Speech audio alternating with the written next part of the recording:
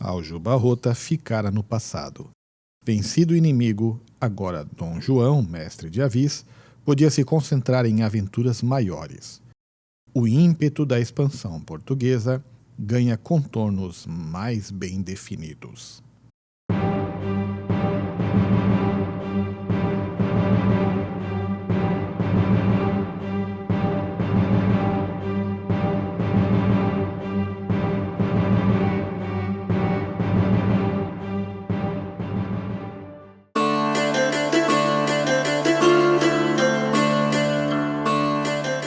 Olá, amigo do canal Solilóquio.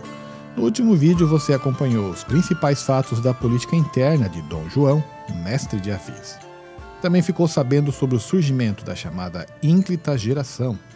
Agora você acompanhará o contra-ataque português a terras castelhanas e saberá detalhes do início dessa expansão portuguesa. A África é logo ali.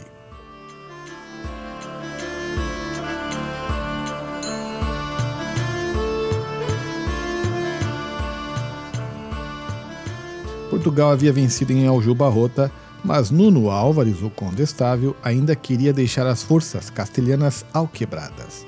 Entrando por Badajoz, ele segue para Mérida, sendo confrontado em Valverde entre Medellín e Mérida.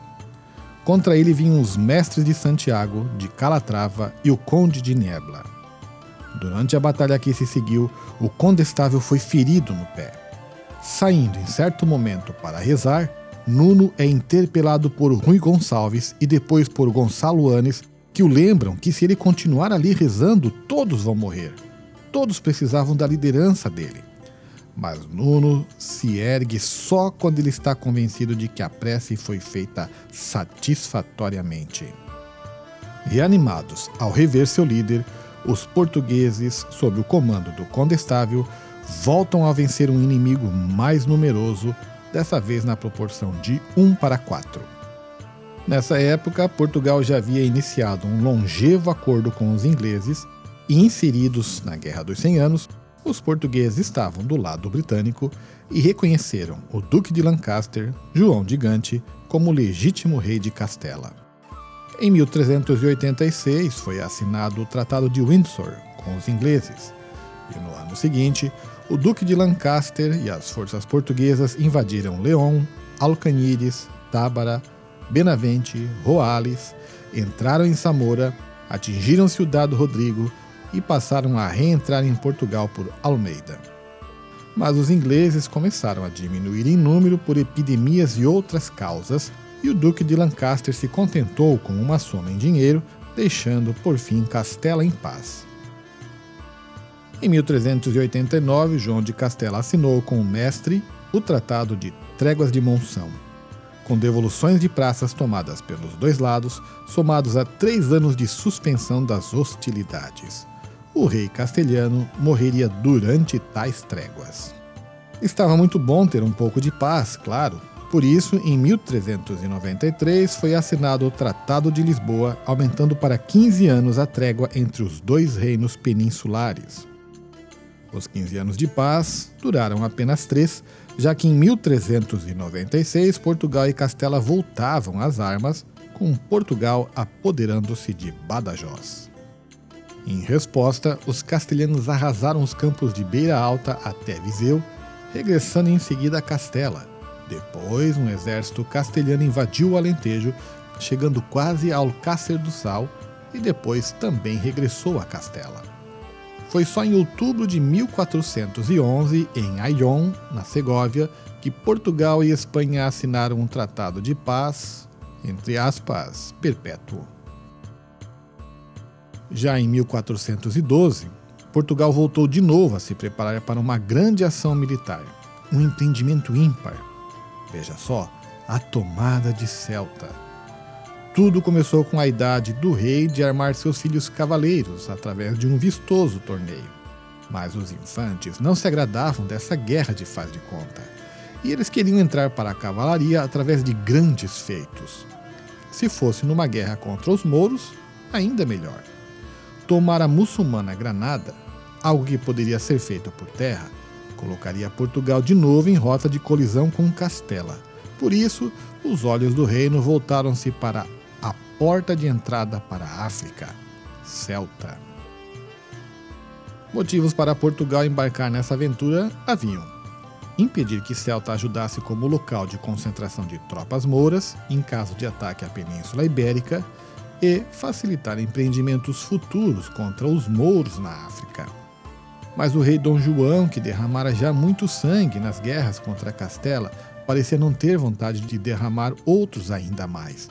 Consultando um conselho de teólogos, o rei teve deles a resposta de que lutar contra o infiel sempre foi a vocação dos que sentaram no trono português antes dele, começando por Dom Afonso Henriques.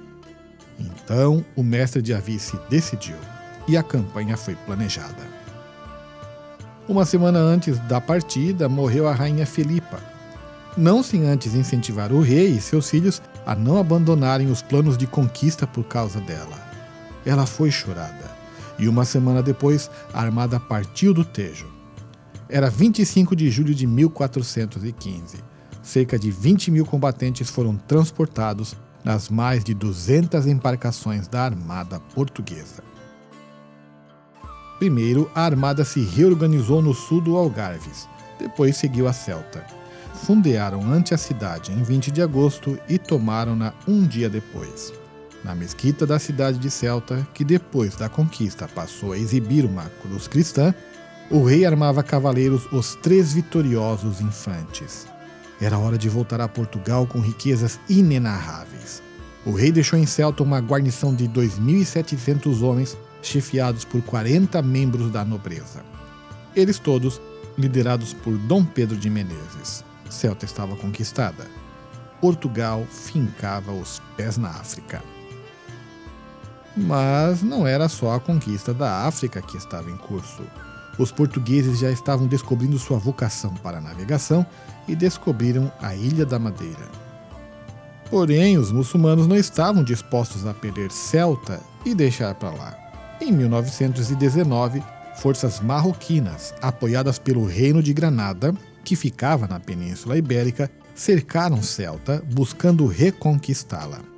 A cidade recebeu reforços de Portugal e o exército que a assediava decidiu levantar o cerco. Já deu para entender.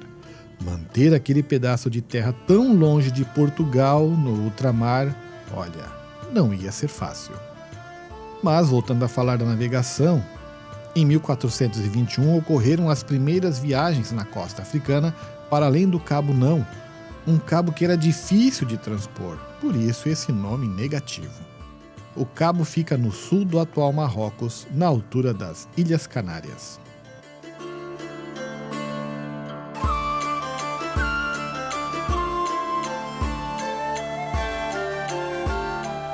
Era hora dos 2 pilares da manutenção da independência deixarem o grande palco da vida. Em 1431, Nuno Álvares, que dedicara seus últimos anos à vida no mosteiro, faleceu. Nuno foi beatificado em 1918 pelo Papa Bento XV e o próximo Bento XVI, o declarou canonizado. Enfim, em 1433, morreu em Lisboa Dom João I de Portugal, o cognominado de Boa Memória. Prestigiado, amado e chorado pelos seus súditos. Mas se 2 gigantes da história portuguesa se foram, Portugal não se viu despojada de personagens igualmente gigantes.